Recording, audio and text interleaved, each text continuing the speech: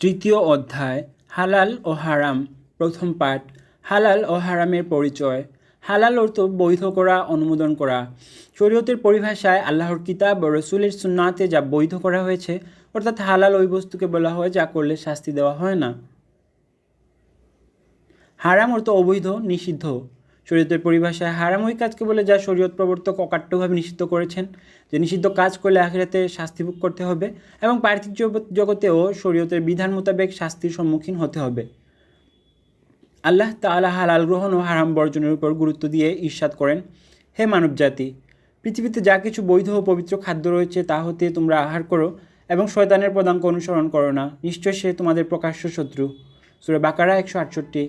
রাসূলুল্লাহ সাল্লাল্লাহু আলাইহি ওয়াসাল্লাম ইরশাদ করেন, হালাল রুজি সন্ধান করা ফরজের উপর একটি ফরজ।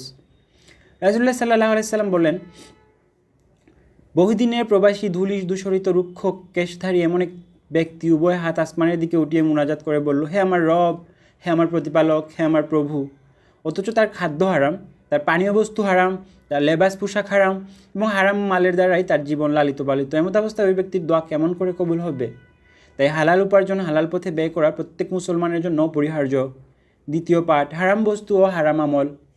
আল্লাহ তাআলা ও তার প্রিয় নবী সাল্লাল্লাহু আলাইহি সাল্লাম কিছু বস্তুকে হারাম করেছেন আর কিছু আমলকেও হারাম করেছেন, যেমন আল্লাহর সাথে শিরক করা, রক্ত, শূকরের গোশত, আল্লাহ ছাড়া অন্য কারো নামে জবাই করা প্রাণী, অবৈধ উপায়ে লব্ধ বস্তু, এতিমের মাল, আত্মহত্যা, শরীয়তের বিধান ছাড়াই মানুষ হত্যা, পালিত গাধার গোশত, হিংস্র প্রাণী, মাদকদ্রব্য, জুয়া, সুদ খাওয়া, মাদকদ্রব্য সেবন ও বিক্রয় করা, মৃত প্রাণীর লাশ বিক্রি করা, শূকর কেনা বেচা করা, মূর্তি বেচা কেনা করা, মৃত প্রাণী, জাদু করা, যুদ্ধের ময়দান থেকে পশ্চাৎপদ হওয়া, সতীসাথী মহিলার বিরুদ্ধে অপবাদ দেওয়া, কুকুর বিক্রির অর্থ, কনকের গণনা দ্বারা উপার্জিত অর্থ, চুরি ডাকাতি রাহাজানি বা ছিনতাই করা, ঘুষ খাওয়া, সন্ত্রাস, ওজনে কম দেয়া, মাল ভেজাল মিশানো, কালোবাজারি, জবরদখল, পুরুষের জন্য স্বর্ণের অলংকার, আংটি ও চেইন ইত্যাদি ব্যবহার,